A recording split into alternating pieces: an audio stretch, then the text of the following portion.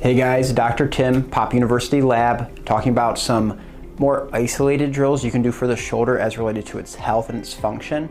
And you see a lot of this is really focused on perturbation of the GH itself through activation of the scapula. These ones are a little bit more isolated though.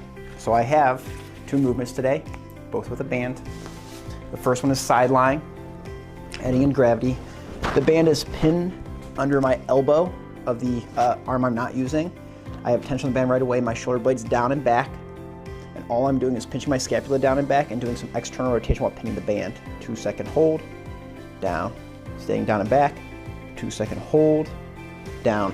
I would be doing these for higher repetitions with light weight, probably somewhere in the 12 to 15 range. It's a great activation drill before you get to some of the more challenging exercises that we've covered in previous videos.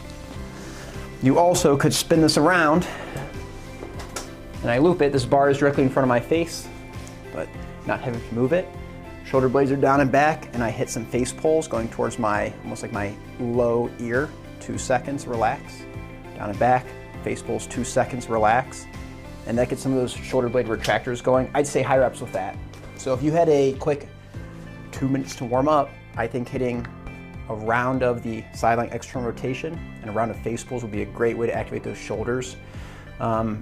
Strategically, from a set standpoint, it's probably 2 to 3 sets, but you'll get some blood flow going just with a set as a warm-up before going to more challenging exercises. So I think that external rotation, the face pulls, will be a great place to start as related to the health of your shoulder.